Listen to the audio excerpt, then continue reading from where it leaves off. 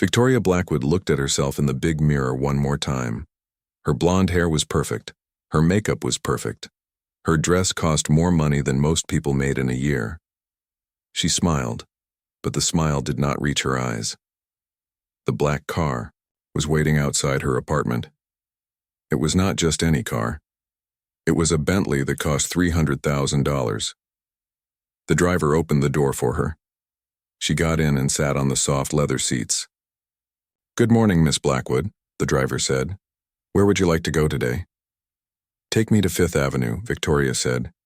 "I need to buy something nice for tonight's party." As the car moved through the busy streets of New York, Victoria looked out the window. She saw people walking fast to work. She saw mothers pushing baby carriages. She saw old men sitting on park benches. But she felt like she was watching a movie. These people lived in a different world from hers. Victoria was 28 years old. For the past 3 years, she had been engaged to Marcus Sterling. Marcus was one of the richest men in America. He owned a big technology company called Sterling Tech. People said he was worth $10 billion. When Victoria first met Marcus, she thought she had won the lottery. He was handsome, smart, and very rich. He bought her expensive gifts. He took her to fancy restaurants. He introduced her to important people. Her life became like a fairy tale, but fairy tales, Victoria was learning, were not always happy. Her phone buzzed. It was a text message from Marcus. "Remember to post pictures today. Make sure you tag the brands. The PR team wants more social media activity." Victoria stared at the message. This was her life now. She was like a walking advertisement. Everything she wore, everything she ate, everything she did had to look perfect for the cameras. She opened her Instagram account. She had 2 million followers. Most of them did not know her real name. They just knew her as Marcus Sterling's beautiful fiancé. Every day, she posted pictures of her perfect life. Designer clothes, expensive jewelry, fancy restaurants, luxury trips. The comments were always the same. "You're so lucky. I wish I had your life. You're living the dream." But Victoria did not feel lucky. She felt empty. The car stopped in front of Tiffany & Co. Victoria got out. People on the street turned to look at her. Some took pictures with their phones. She was used to this now. Being with Marcus meant she was always being watched. She walked into the store. The salespeople knew her well. "Miss Blackwood," said Sarah, one of the saleswomen. "How nice to see you. What can we help you with today?" "I need something for tonight's charity dinner," Victoria said. "Something that will look good in photos." Sarah showed her different necklaces and earrings. Each piece cost more than most people's cars. Victoria tried them on, but she felt nothing. The jewelry was beautiful, but it felt cold against her skin. "This diamond necklace is perfect for you," Sarah said. "It's from our new collection, very exclusive." Victoria nodded. "I'll take it." She did not even ask the price. Money had no meaning in her world. Marcus paid for everything.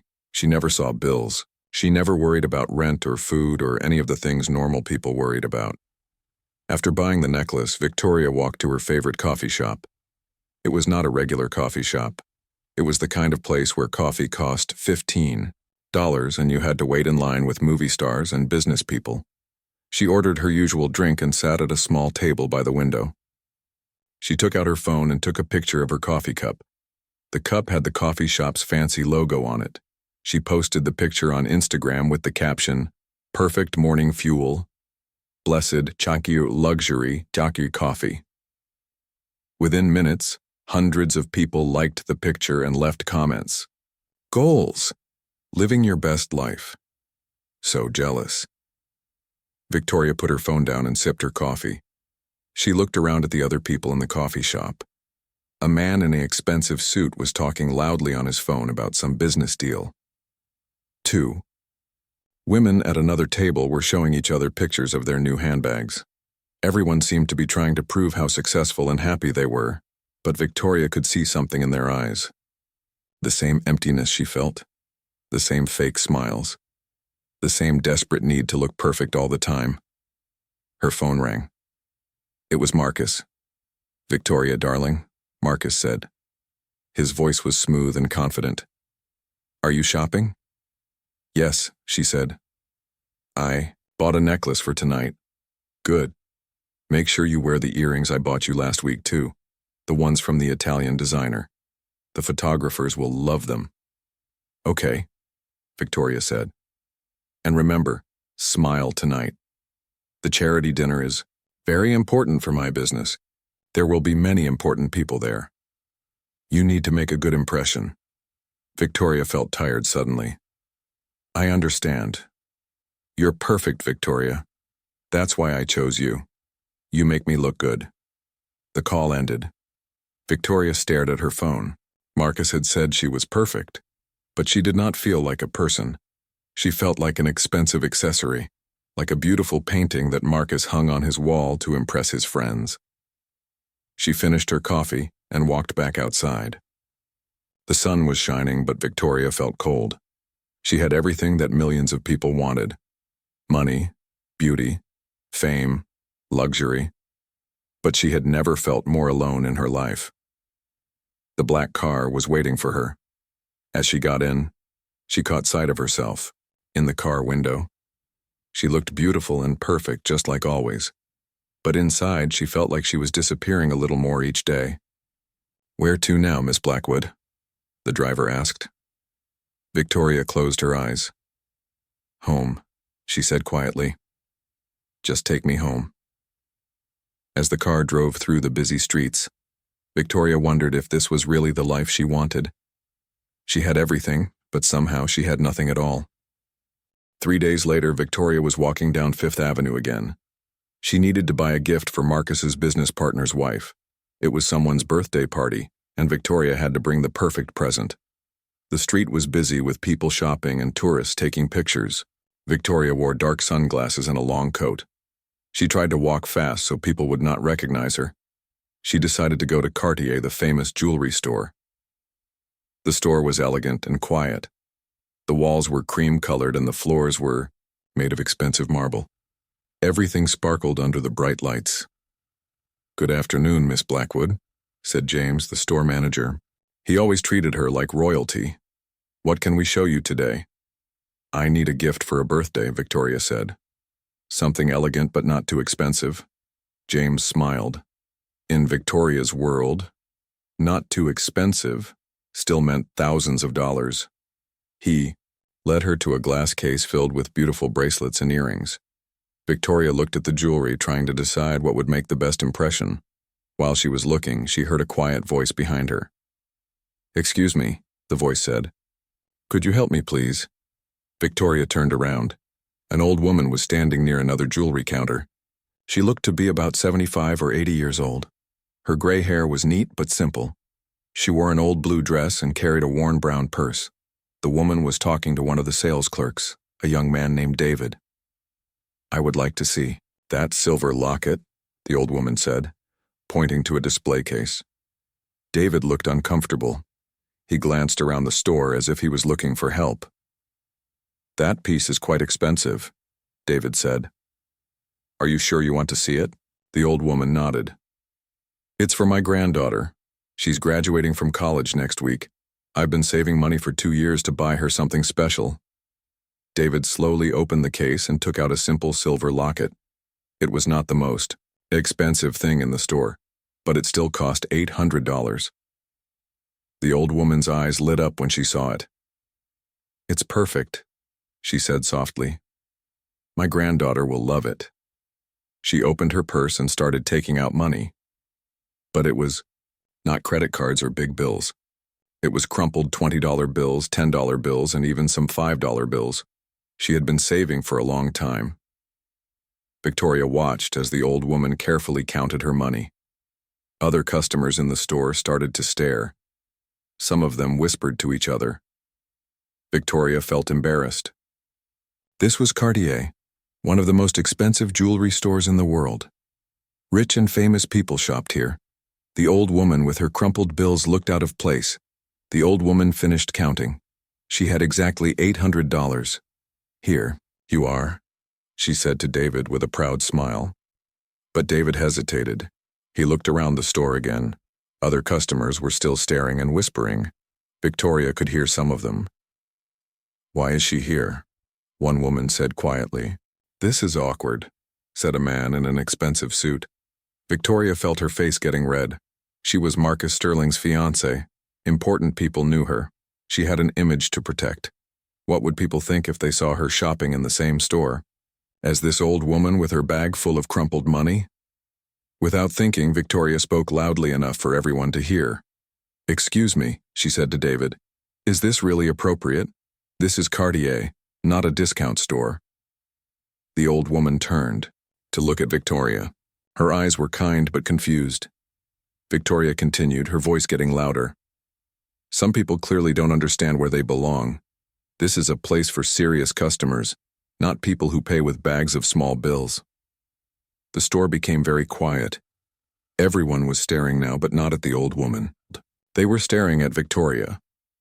James, the store manager, hurried over. "Miss Blackwood," he said quietly, "is there a problem?" "Yes, there is a problem," Victoria said. She was too embarrassed to stop now. "I come here often, and I expect a certain level of, appropriate clientele. Perhaps your security should escort people who clearly can't afford to be here to more suitable stores." The old woman's face changed. The proud smile disappeared. She looked hurt and confused. "I have the money," the old woman said quietly. "I saved for 2 years. It's for my granddaughter." But Victoria was not listening. She was thinking about the other customers watching, about her reputation, about what Marcus would say if someone posted videos of this on social media. "That's exactly my point," Victoria said. "If you have to save for 2 years to buy one piece of jewelry, maybe this isn't the right store for you. There are other places that might be more appropriate for your budget." The old woman's eyes filled with tears. She quickly put her money back in her purse. "I'm sorry," she said to David. "I didn't mean to cause any trouble." She turned to leave, but stopped and looked back at Victoria. "I hope someday you learn that a person's worth is not measured by how much money they have," the old woman said quietly. Then she walked out of the store. The store was silent for a moment. Victoria realized that everyone was still staring at her, but now their faces looked different. They looked disgusted. A woman near the door spoke first. "That was horrible," she said. "That poor woman. She was just trying to buy a gift for her granddaughter," said another customer. "How could anyone be so cruel?" whispered someone else. Victoria felt her face burning with embarrassment, but for a different reason now. She had wanted to avoid embarrassment, but she had created a much worse situation. James cleared his throat. "Perhaps we should continue looking at gifts," he said quietly. But Victoria could not concentrate. She quickly picked a random bracelet and paid for it, eager to leave the store. As she walked out onto Fifth Avenue, she could not stop thinking about the old woman's face, the hurt in her eyes, the way she had quietly apologized even though she had done nothing wrong. Victoria got into her waiting car and told the driver to go home. But as they drove through the city, she kept seeing the old woman's face in her mind. For the first time in a long time, Victoria felt ashamed of herself, but she pushed the feeling away. She had an image to protect. She had done what she needed to do. She had no idea that this moment would change her life forever. The old woman's name was Eleanor Chen, and Victoria had just made a very big mistake. Eleanor Chen sat in her small apartment that evening, still feeling hurt from what happened at the jewelry store. She lived in a modest one-bedroom apartment in Queens. The rent was cheap and the building was old, but it was clean and quiet. She made herself a cup of tea and sat in her favorite chair by the window. For 40 years, Eleanor had been an investigative journalist. She had worked for newspapers and magazines, writing stories about corruption and injustice. She had exposed dishonest politicians, greedy businessmen, and people who hurt others for profit. Eleanor had retired 10 years ago, but she still had the mind of a reporter.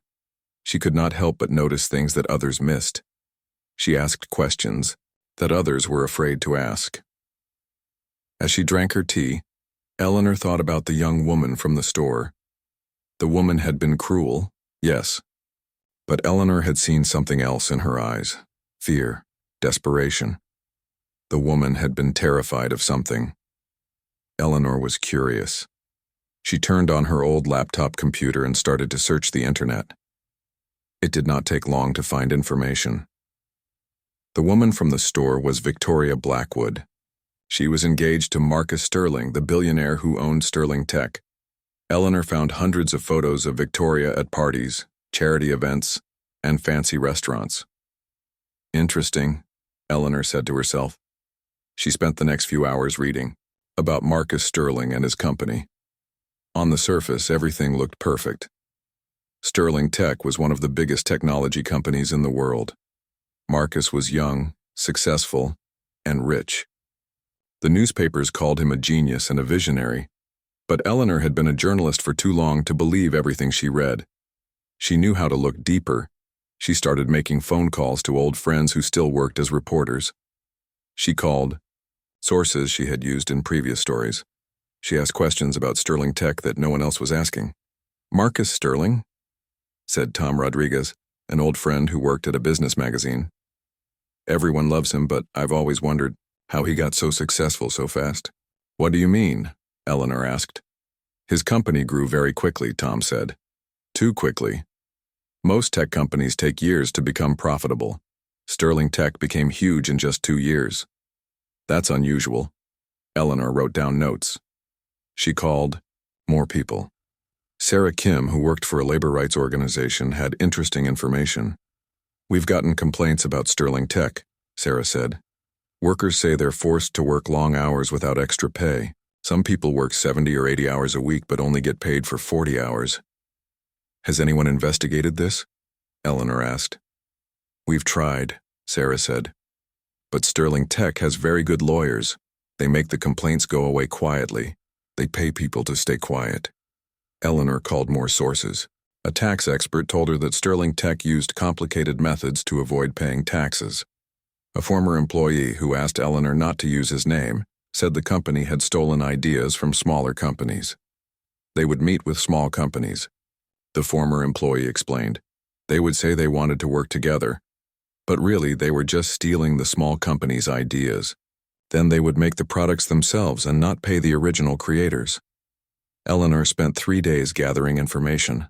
The more she learned, the angrier she became. Marcus Sterling was not the brilliant businessman that everyone thought. He was. He was a thief and a cheater who had built his fortune by hurting other people.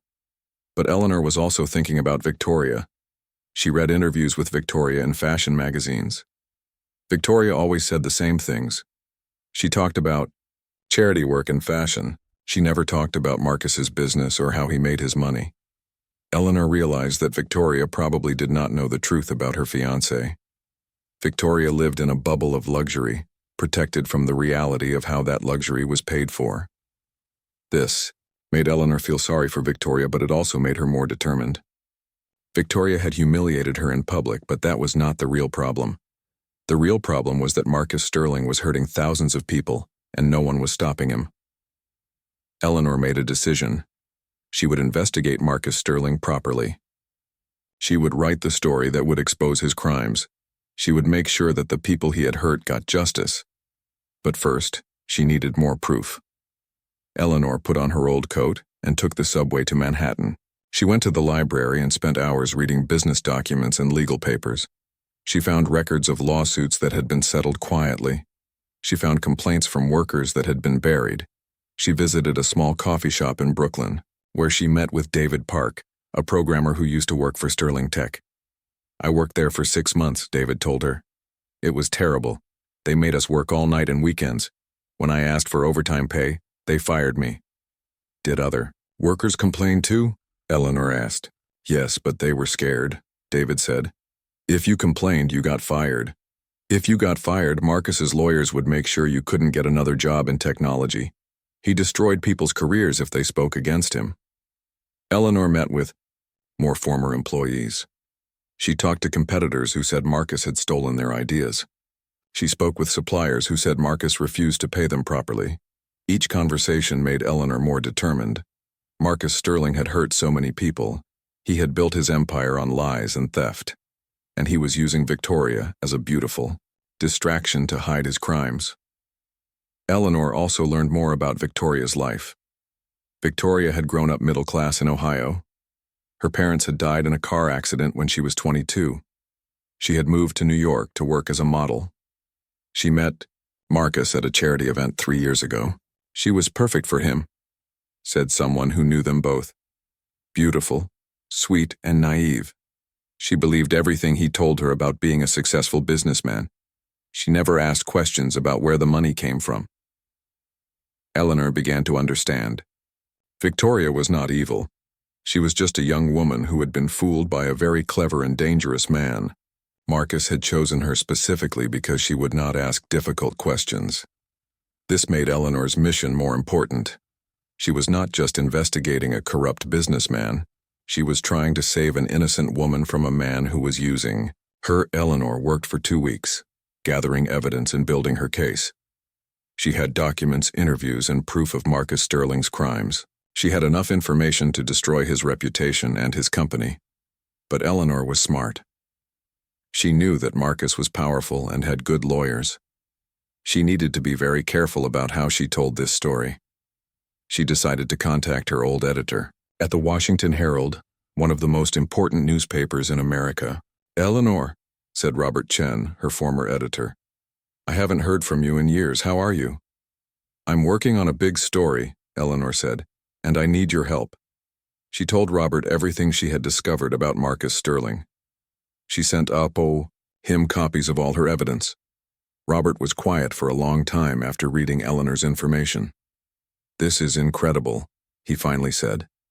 "If this is all true, Marcus Sterling should be in prison." "It's all true," Eleanor said. "I've checked everything twice." "We'll need to be very careful," Robert said. "Sterling has a lot of power and money. He'll fight back hard." "I know," Eleanor said. "But the truth needs to come out. Too many people have been hurt." Robert agreed to publish Eleanor's story. They would need a few more days to verify some of the information and prepare for Sterling's response. Eleanor hung up the phone and smiled for the first time since the incident at the jewelry store. Soon everyone would know the truth about Marcus Sterling. And maybe, just maybe, Victoria Blackwood would finally understand what kind of man she was engaged to marry. Eleanor had no idea that her investigation would not just expose Marcus Sterling's crimes. It would completely change Victoria's life and lead to one of the most important friendships of Eleanor's own life. The truth was about to come out, and nothing would ever be the same. Eleanor worked late into the night, organizing all her evidence against Marcus Sterling. Her small apartment was covered with papers, documents, and notebooks. She had been investigating for 3 weeks now, and what she had found was worse than she had imagined. Marcus Sterling was not just a dishonest businessman. He was a criminal who had stolen millions of dollars and destroyed hundreds of lives. Eleanor had discovered that Marcus's first big success came from stealing software code from a small company in California. The company was owned by 2 college friends, Jake and Amy Morrison. They had created a new type of security software for computers. Marcus had pretended to be interested in buying their company. He met with Jake and Amy many times. He asked to see their computer code so he could understand how their software worked. Jake and Amy trusted him and showed him everything. But Marcus never intended to buy their company. He copied their code and used it to create his own software. Then he sold his version for millions of dollars while Jake and Amy got nothing. "We tried to sue him," Jake Morrison told Eleanor during a phone interview. "But Marcus had better lawyers than we could afford. He claimed he had created the software himself. We lost everything.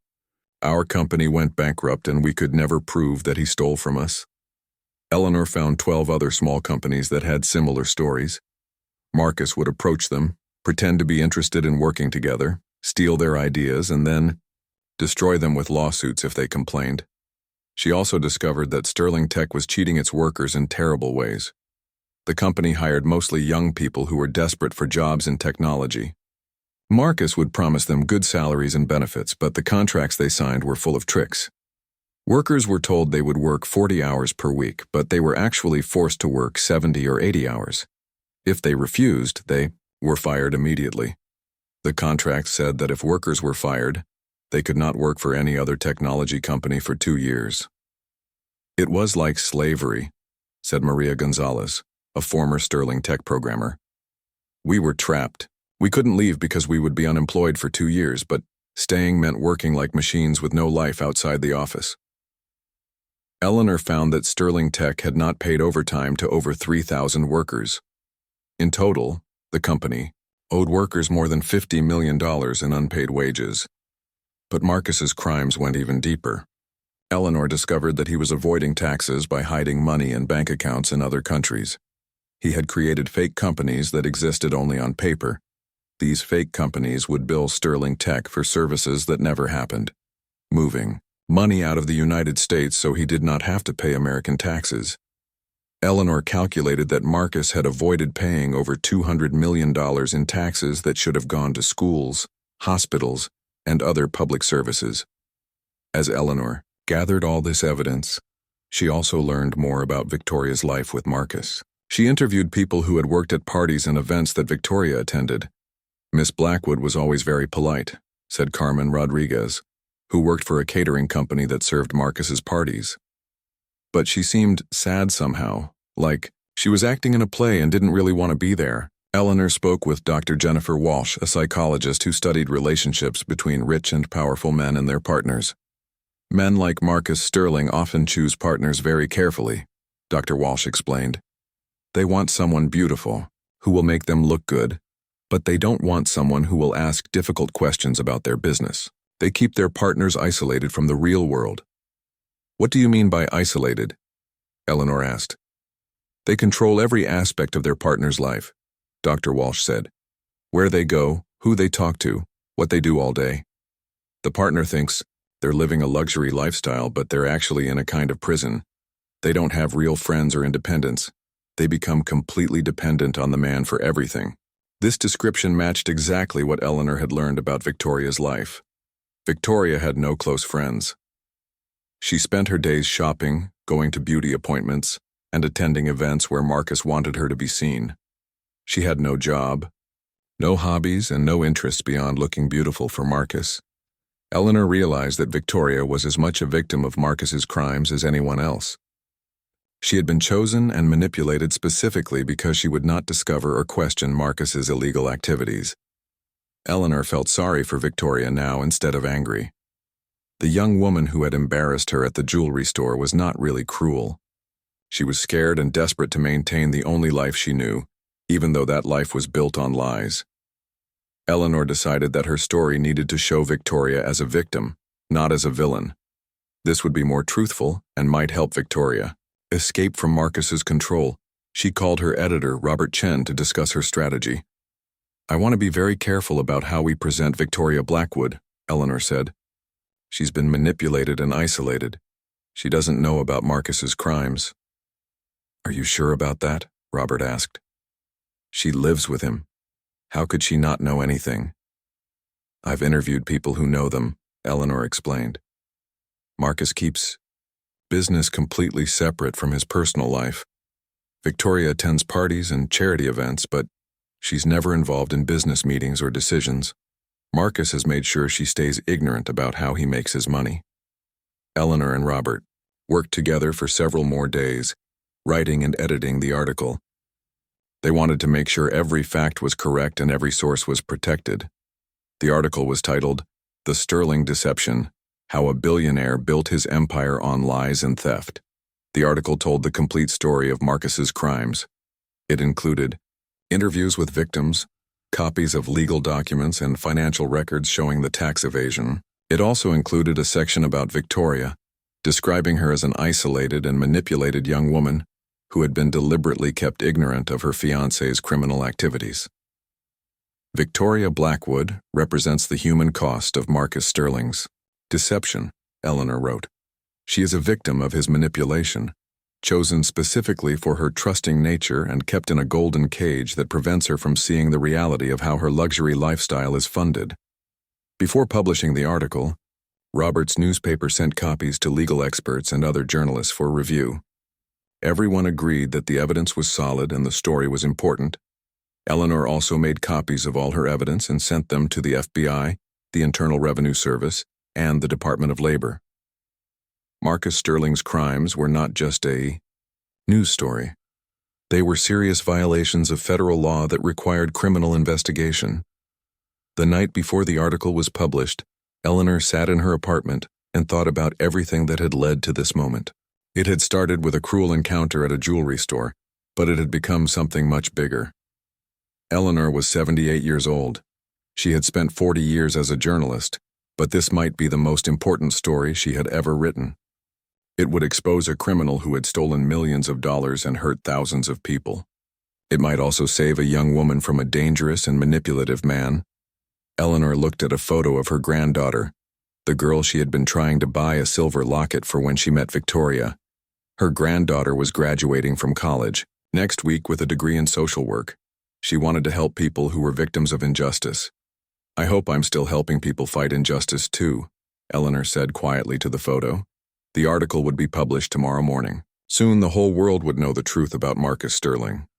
Eleanor had no way of knowing that her investigation would not only destroy Marcus's empire, but would also lead to the most important friendship of her life.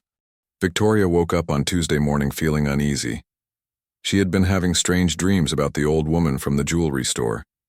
In her dreams, the woman's sad eyes kept staring at her, asking why she had been so cruel. Victoria tried to forget about the dreams. She had a busy day planned. There was a photo shoot for a fashion magazine in the afternoon, and Marcus was taking her to a business dinner that evening. She was drinking coffee and checking her Instagram when her phone started ringing.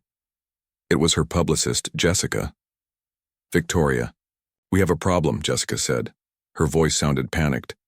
"What kind of problem?" Victoria asked. "There's a newspaper article about Marcus. It's very bad. You need to read it right away." Victoria felt her stomach drop. "What does it say?" "Just read it. I'm sending you the link now." Victoria opened the link that Jessica sent her. The headline made her feel sick. "The Sterling Deception: How a Billionaire Built His Empire on Lies and Theft." Victoria began reading the article, and with each paragraph, her world started to crumble. The article described how Marcus had stolen computer software from small companies. It explained how he had cheated workers out of millions of dollars in wages. It showed how he had avoided paying taxes by hiding money in foreign banks. But what shocked Victoria most was how the article described her. "Victoria Blackwood appears to be another victim of Sterling's manipulation," the article said. Sources close to the couple describe her as isolated and deliberately kept ignorant of Sterling's business activities. Sterling chose Blackwood specifically because her trusting and non-questioning nature made her the perfect partner to maintain his public image while hiding his criminal behavior. Victoria's hands were shaking as she read. The article made Marcus sound like a criminal and made her sound like a fool. Her phone rang again. This time it was Marcus. "Victoria, where are you?" Marcus's voice was cold and angry. "I'm at home. Just read the article." "Don't believe anything in that article," Marcus interrupted. "It's all lies written by jealous competitors who want to destroy me." "But Marcus, the article has documents and interviews with workers." "Victoria, listen to me very carefully," Marcus said. His voice became dangerous. "You will not talk to any reporters. You will not comment on this article. You will act like nothing has happened. Do you understand?" Victoria felt scared. She had never heard Marcus talk to her this way before. "Yes," she said quietly. "Good. I have to deal with this situation.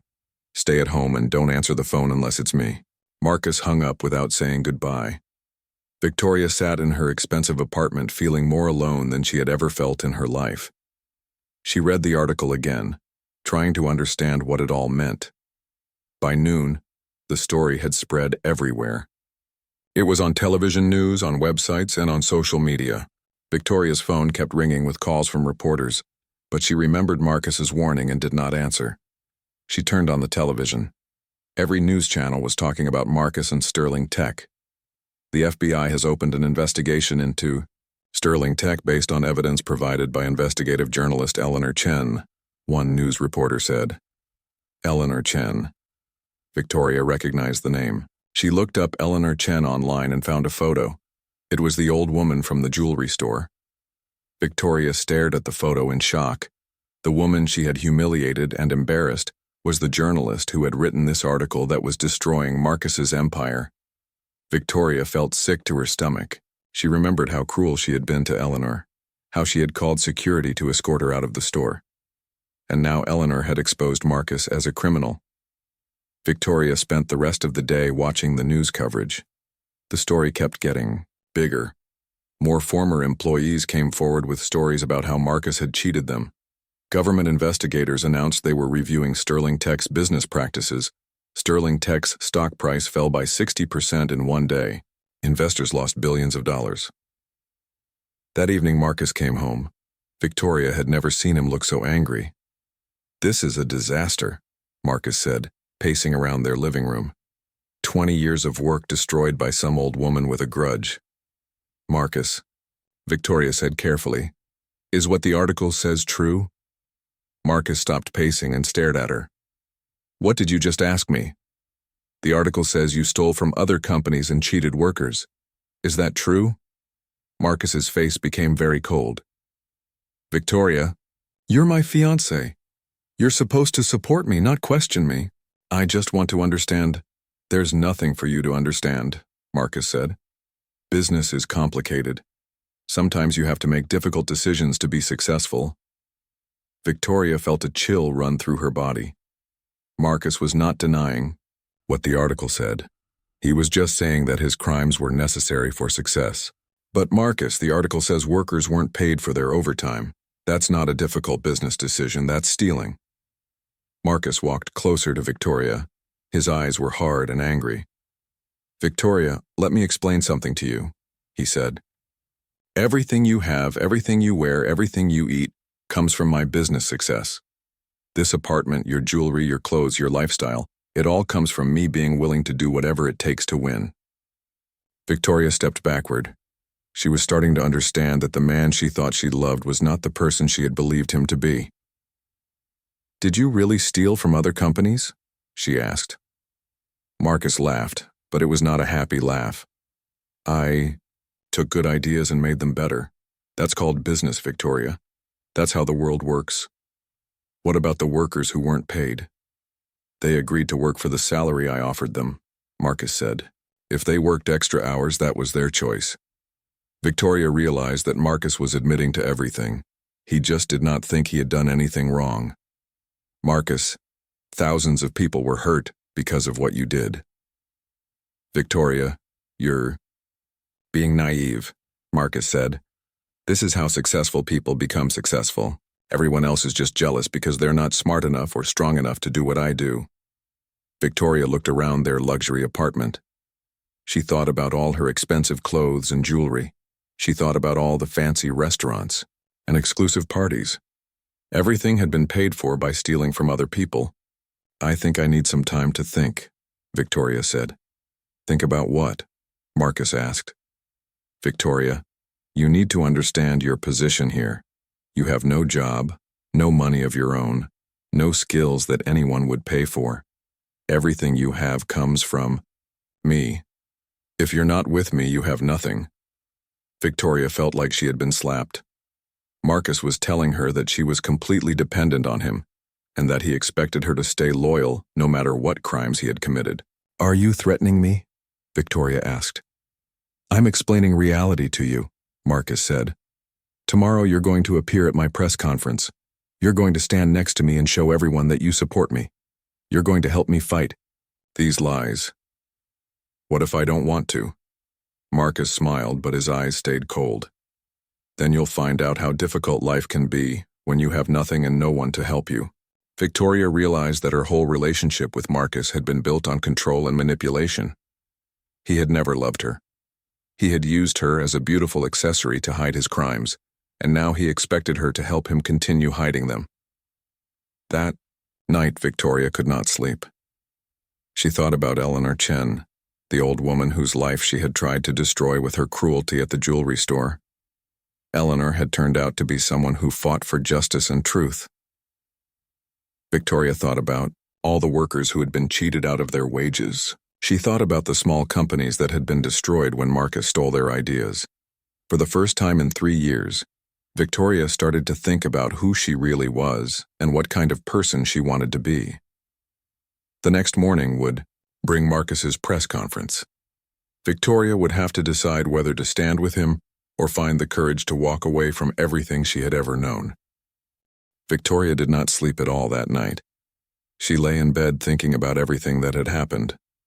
Marcus was sleeping next to her, but she felt like she was lying next to a stranger. At 6 a.m, Marcus's phone started ringing. He answered it quickly. "What do you mean 3 more companies came forward?" Marcus said angrily into the phone. "How did they find out about the article so quickly?" Victoria listened as Marcus talked to his lawyer.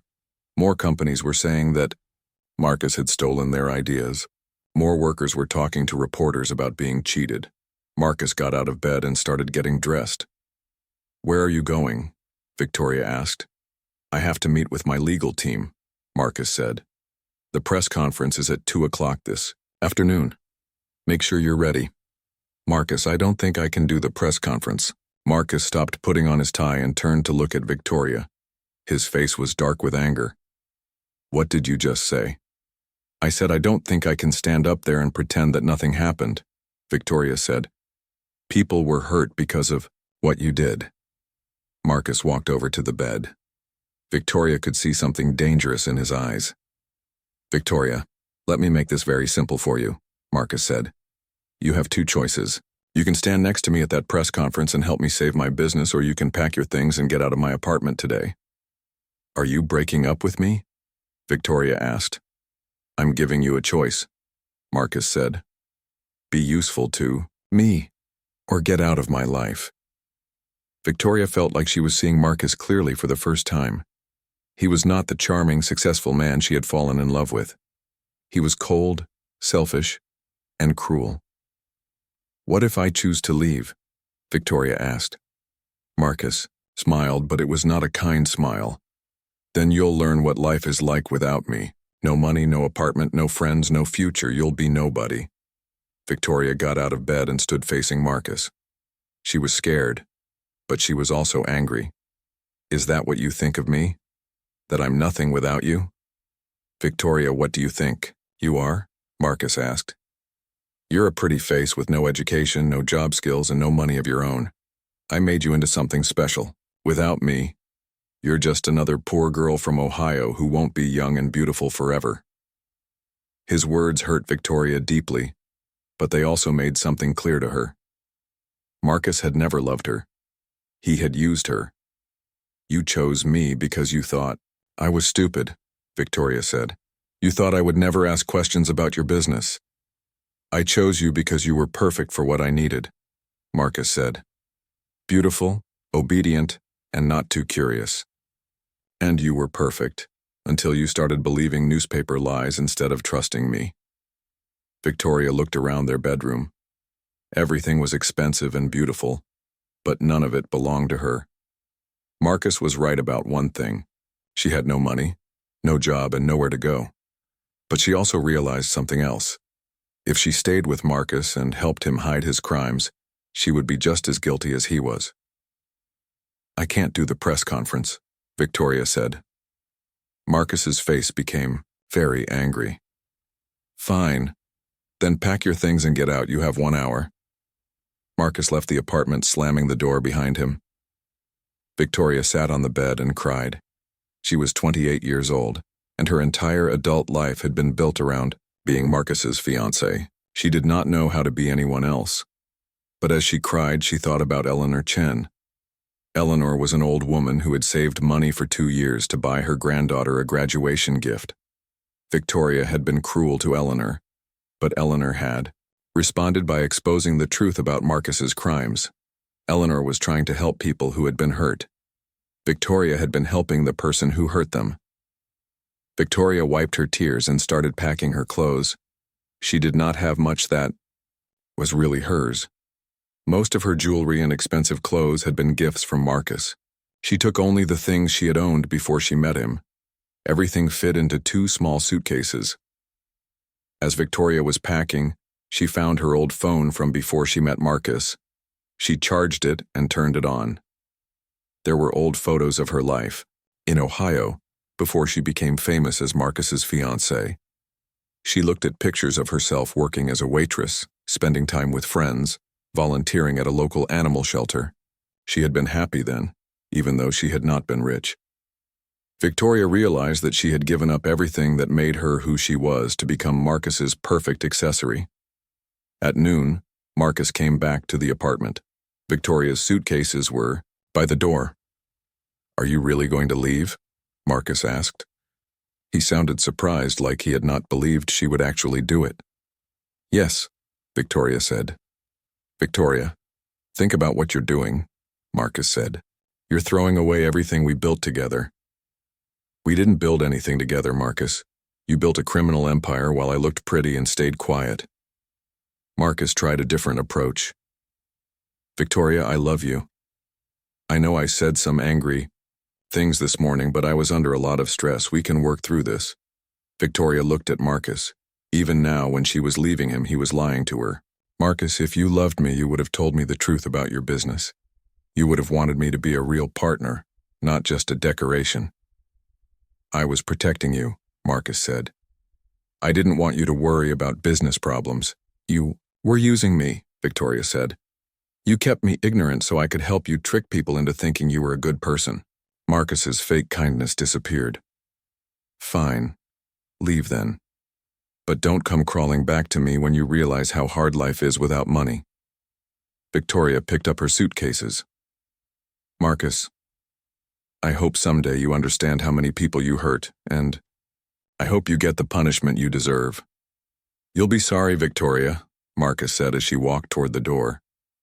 "You'll be sorry you chose some old woman's lies over the man who gave you everything." Victoria stopped and turned around. "Marcus, that old woman didn't lie about anything, and the only thing you gave me was a fake life built on other people's pain." Victoria walked out of the apartment and out of Marcus's life forever. She took a taxi to a small hotel in Queens. It was not fancy, but it was clean and cheap. As she sat in the small hotel room, Victoria felt scared but also free. She turned on the television and watched Marcus's press conference. He stood alone at the podium, looking angry and defensive. He denied all the accusations in Eleanor's article, but he could not explain the evidence that Eleanor had gathered. Reporters asked him where Victoria was. "Miss Blackwood is dealing with some personal matters," Marcus said. "She fully supports me and believes in my innocence." But Victoria was not there to support him, and everyone could see it. After the press conference, Victoria made a decision. She called the phone number that was listed in Eleanor's article. Eleanor answered on the second ring. "Hello, this is Eleanor Chen." "Ms. Chen," Victoria said. "This is Victoria Blackwood. I think we need to talk." Eleanor was surprised to hear Victoria's voice on the phone. She had been watching Marcus's press conference on television when her phone rang. "Ms. Blackwood," Eleanor said carefully. "I saw that you weren't at Marcus's press conference today." "I left him," Victoria said. Her voice sounded tired and sad. "I read your article and I realized that I've been living a lie for 3 years." Eleanor felt sorry for Victoria. She could hear the pain in the young woman's voice. "Where are you now?" Eleanor asked. "I'm in a hotel in Queens," Victoria said. "I don't have anywhere else to go." Eleanor thought for a moment. This was the woman who had humiliated her at the jewelry store just a few weeks ago. But Eleanor could see that Victoria was also a victim of Marcus's lies. "Would you like to meet for coffee?" Eleanor asked. "I think we should talk." Victoria was quiet for a moment. "Would you really want to meet with me? After what I did to you at Cartier?" "Victoria, I think you were as fooled by Marcus as everyone else was," Eleanor said. "Maybe more than anyone else." They agreed to meet at a small coffee shop in Queens the next morning. That night, Victoria lay in her hotel bed thinking about her life. She had no job, very little money, and no plan for the future. But for the first time in years, she felt like she was making her own choices. The next morning, Victoria arrived at the coffee shop early. She was nervous about meeting Eleanor. She had been cruel to this woman, and she did not know if Eleanor would forgive her. Eleanor arrived exactly on time. She looked the same as she had at the jewelry store. Neat but simple clothes, gray hair, and kind eyes. Victoria stood up when Eleanor entered. "Ms. Chen, thank you for meeting with me." "Please call me Eleanor," she said, sitting down across from Victoria. They ordered coffee and then sat quietly for a moment. "I owe you an apology," Victoria said finally. "What I did to you at Cartier was horrible. I was embarrassed and scared, but that's no excuse for being cruel to you." Eleanor studied Victoria's face. She could see that the apology was sincere. "Victoria, I accept your apology," Eleanor said. "But I want you to understand something. When you embarrassed me that day, you weren't just being mean to one old woman. You were showing the same attitude that Marcus has toward people he thinks are beneath him." Victoria looked down at her coffee. "You're right. I thought I was better than you because I had expensive clothes and jewelry. But all of that came from Marcus's crimes. The important thing is that you see that now," Eleanor said. "Most people never realize when they've been living in a bubble." Victoria looked up at Eleanor. "How did you know that I didn't understand what Marcus was really doing?" Eleanor smiled. "I've been a journalist for 40 years. I've seen many powerful men and the women they choose to be with. Marcus chose you specifically because you were trusting and wouldn't ask difficult questions about his business." "I feel so stupid," Victoria said. "How could I not have known?" "Victoria, Marcus is very good at manipulation," Eleanor explained. "He gave you a beautiful life and made sure you never saw how that life was paid for. He kept you busy with shopping and parties so you wouldn't have time to think about his business." Victoria realized that Eleanor was right. Marcus had controlled every aspect of her life while making her think she was free. "What happens now?" Victoria asked. "I have nowhere to go and no way to support myself." Eleanor was quiet for a moment, thinking. "Victoria, I have a proposal for you," Eleanor said finally. "What kind of proposal?" "The FBI and other government agencies are investigating Marcus's crimes," Eleanor explained. "They're going to need witnesses who can testify about what they saw and heard. You lived with Marcus for 3 years. Even if you didn't know about his business, you probably heard phone calls and conversations that could be important evidence." Victoria felt scared. "You want me to testify against Marcus?" "I want you to tell the truth about what you saw and heard," Eleanor said. "The government needs to build a strong case against Marcus, so he can't hurt any more people." "But I don't know anything about business or legal stuff," Victoria said. "You don't need to know about business," Eleanor explained. "You just need to remember conversations you heard, people who visited your apartment, phone calls Marcus made when you were around. Small details that seemed unimportant might be very important to investigators." Victoria thought about all the times Marcus had talked on the phone while she was in the room. She had never paid attention to his business calls, but she remembered some of them now. "There were phone calls about moving money to banks in other countries," Victoria said slowly, "and meetings with men who Marcus said were accountants, but they always seemed nervous and secretive." Eleanor nodded. "Those details could be very helpful to the investigation." "But if I testify against Marcus, he'll be furious," Victoria said. "He'll try to destroy me." "Victoria, Marcus is already facing serious criminal charges," Eleanor said. "The FBI has evidence of tax evasion, theft, and labor law violations. Marcus is going to prison whether you testify or not. The question is whether you want to help. Make sure he can't hurt anyone else." Victoria thought about all the workers who had been cheated out of their wages. She thought about the small companies that had been destroyed when Marcus stole their ideas. "If I help the investigation, what happens to me afterward?" Victoria asked. Eleanor leaned forward. "That's where my second proposal comes in. Victoria, you've spent 3 years learning how to look perfect for cameras and speak well at public events. Those are valuable skills." "What do you mean?" "I think you could become an advocate for victims of corporate crime," Eleanor said. "You could help other people who have been hurt by criminals like Marcus. You could use your experience to warn other young women about men who try to manipulate and control them." Victoria had never thought about using her experience to help other people. "Do you really think I could do something like that?" Victoria asked. "Victoria, You just walked away from a billionaire who threatened to destroy you if you left him, Eleanor said. That took tremendous courage. If you can find the strength to leave Marcus, you can find the strength to help other people escape from dangerous situations. Victoria felt something she had not felt in years. Hope. What would I need to do? Victoria asked. Eleanor smiled. First, you would work with the FBI to help them understand Marcus's crimes. Then, we would help you learn about victims' rights and corporate crime. There are organizations that help people who have been hurt by criminals like Marcus. They need people who understand what it's like to be manipulated and controlled. Victoria thought about Eleanor's offer. It would mean starting her life over, completely. It would mean giving up any chance of returning to the luxury she had known with Marcus. But it would also mean using her experience to help people instead of helping to hide crimes. Eleanor, can I ask you something? Victoria said. Of course. Why are you willing to help me? I was horrible to you. I tried to have you thrown out of that store. Eleanor was quiet for a moment. Victoria, when I was a young reporter, I made mistakes too. I wrote stories that hurt innocent people because I didn't understand the whole truth. Someone gave me a second chance to do better.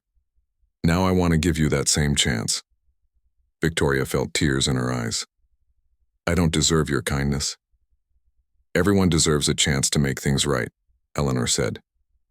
The question is whether you're brave enough to take that chance. Victoria looked at this elderly woman who had saved for 2 years to buy her granddaughter a graduation gift. Eleanor had been humiliated and embarrassed, but she had responded with justice and compassion. Victoria made her decision. I want to help, she said.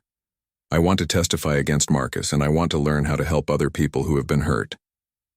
Eleanor reached across the table and took Victoria's hand. Then we have work to do, Eleanor said. 6 months later, Victoria stood outside the federal courthouse in Manhattan. She was wearing a simple black dress and carrying a folder full of documents. Today was the day she would testify against Marcus Sterling.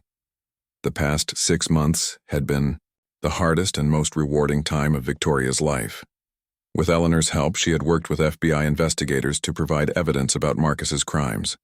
She had remembered details about phone calls, meetings, and conversations that helped the government build their case. Victoria had also discovered that she was stronger than she had ever imagined. She had found a small apartment in Brooklyn and gotten a job working for a victims' rights organization. The pay was very low compared to her old lifestyle, but Victoria felt proud of earning her own money. Eleanor had become not just her mentor, but her closest friend. Eleanor had taught Victoria about corporate crime, victims' rights, and how to help people who had been hurt by powerful criminals. Are you ready for this? Eleanor asked, walking up to Victoria outside the courthouse. I'm nervous, Victoria admitted. But I'm ready. They walked into the courthouse together. The courtroom was packed with reporters, victims of Marcus's crimes, and government lawyers. Marcus was sitting at the defendant's table with his expensive lawyers. He looked thinner than Victoria remembered, and his face was hard and angry. When he saw Victoria, his eyes filled with hate. Victoria felt scared for a moment, but then she remembered all the people Marcus had hurt. She thought about the workers who had not been paid for their overtime. She thought about the small companies that had been destroyed when Marcus stole their ideas. The prosecutor called Victoria to testify. She walked to the witness stand and promised to tell the truth. Miss Blackwood, the prosecutor said, can you tell the court about your relationship with the defendant? Victoria spoke clearly and calmly. She told the court about her 3-year engagement to Marcus. She explained how Marcus had kept her isolated from his business activities. Did Mr. Sterling ever discuss his business practices with you? The prosecutor asked. Yes, Victoria said. I heard many phone calls and conversations, but I didn't understand what they meant at the time. Victoria testified about phone calls she had heard Marcus make about moving money to foreign banks. She remembered meetings with accountants who seemed nervous and secretive. She recalled conversations about paying workers less than they had earned. Did you realize at the time that these activities might be illegal? The prosecutor asked. No, Victoria said. Marcus told me that his business was complicated and that I wouldn't understand it. He said he was protecting me by keeping me away from business stress. I trusted him and believed what he told me. When did you first learn about the illegal nature of Mr. Sterling's business practices? When I read Eleanor Chen's article in the newspaper, Victoria said. That was the first time I understood that Marcus had been stealing from other companies and cheating his workers.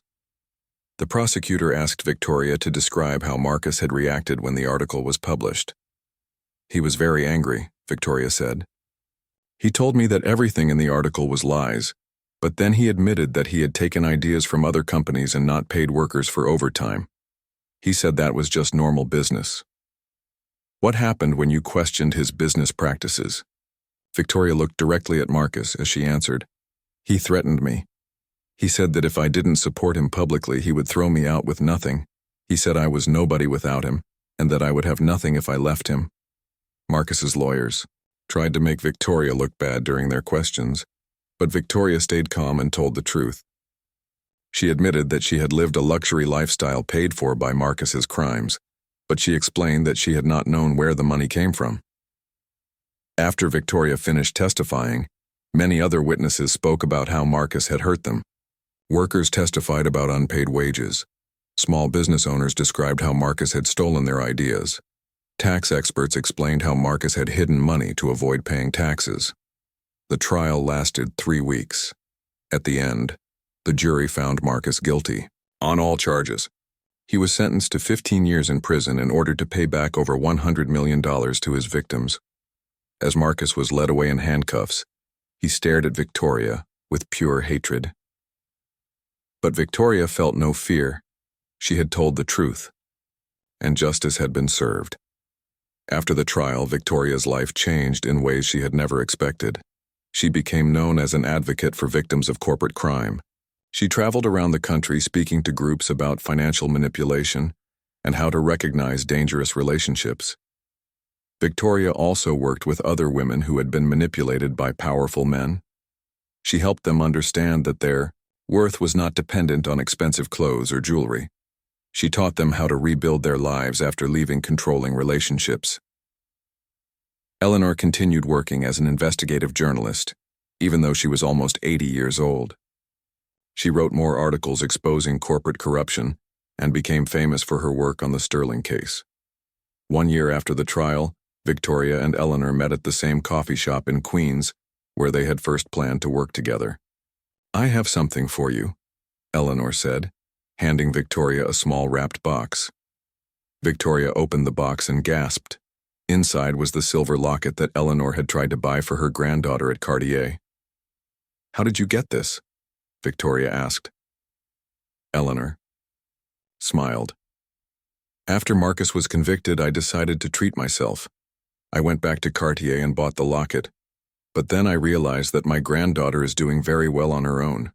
She doesn't need an expensive gift to know that I'm proud of her. But I know someone who has earned something special. Victoria's eyes filled with tears. Eleanor, I can't accept this. This was for your granddaughter.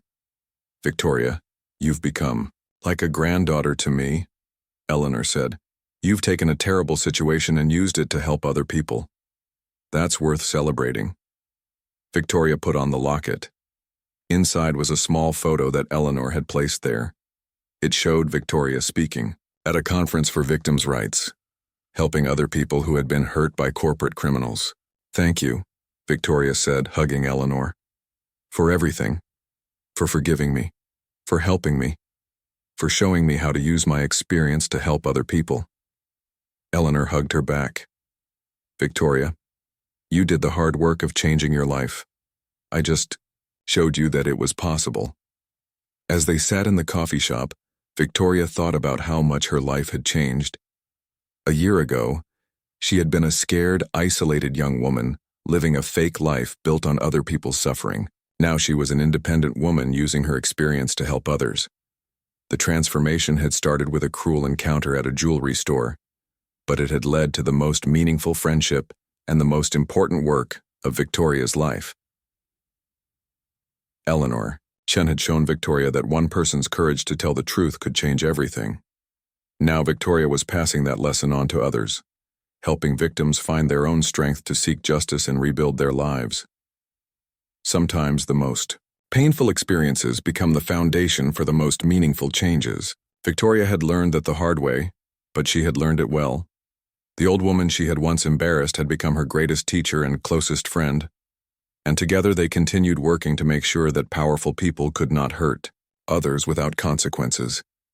Victoria had finally found her true purpose, and it was more valuable than all the luxury she had ever known.